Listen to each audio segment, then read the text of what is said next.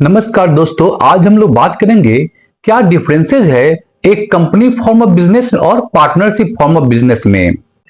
Company और partnership के जो ऑर्गेनाइजेशन है उसमें बहुत सारे डिफरेंसेस होते हैं। अब हम लोग वन बाय वन डिस्कस करते हैं। सबसे पहले, एक कंपनी की अलग पहचान होती है लेकिन पार्टनरशिप कंसर्न की कोई अलग पहचान नहीं होती है।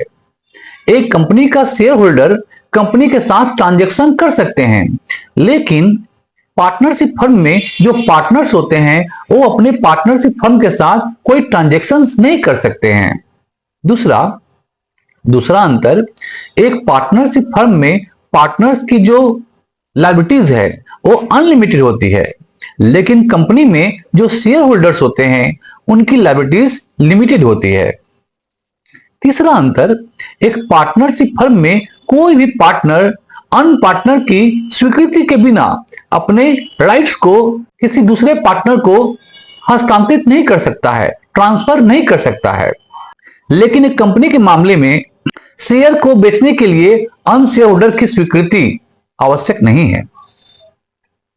चौथा अंतर, एक पार्टनरशिप फर्म में एक पार्टनर की डेथ के बाद डेथ की स्थिति में यदि कोई पार्टनर फर्म से बाहर निकलना चाहता है तो भी पार्टनरशिप फर्म समाप्त हो जाती है, डिसॉल्व हो जाती है।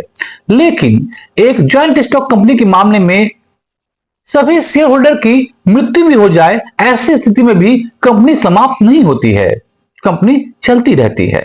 पांचवा अंतर, पार्टनरशिप फर्म के मामले में पार्टनर्स की जो न्यूनतम संख्या है वो 2 है और पार्टनरशिप फर्म की जो प्रकृति है उसके अनुसार पार्टनरशिप फर्म की अधिकतम संख्या 20 है। लेकिन ज्वाइंट स्टॉक कंपनी के मामले में शेयर होल्डर की संख्या अलग अलग हो सकती है। 2 प्रकार की कंपनियां होती है। प्राइवेट लिमिटेड कंपनी के मामले में शेयर होल्डर की जो मिनिमम नंबर है वो 2 है और मैक्सिमम शेयर होल्डर की संख्या 50 है। दूसरी ओर पब्लिक लिमिटेड कंपनी के मामले में शेयर होल्डर की जो न्यूनतम संख्या है मिनिमम 7 मेंबर होना चाहिए, जबकि maximum number of share holder public limited company में अनलिमिटेड है, कोई लिमिट नहीं है।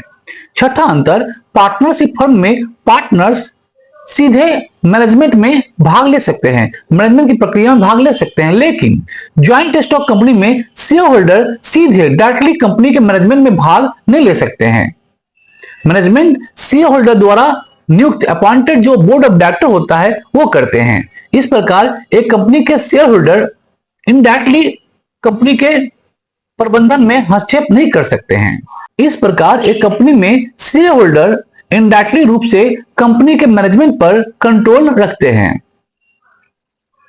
सातवां, चूंकि कंपनी कानून के अनुसार स्थापित की जाती है, कंपनियां एक एक्ट के अनुसार बनाई जाती है, इसलिए उसे कानून द्वारा लगाए गए सभी रिस्ट्रिक्शन को फॉलो करना पड़ता है।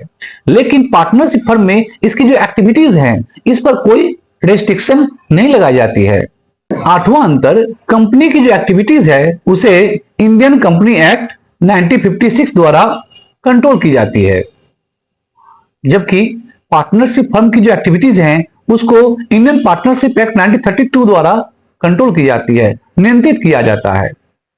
इन दोनों एक्ट्स के प्रोविजन से पता चलता है कि कंपनी के खातों की ऑडिटिंग कंपलसरी है, लेकिन पार्टनरशिप फर्म के मामले में अकाउंट्स की ऑडिटिंग केवल ऑप्शनल है, हम चाहे तो कर भी सकते हैं और नहीं भी कर सकते हैं।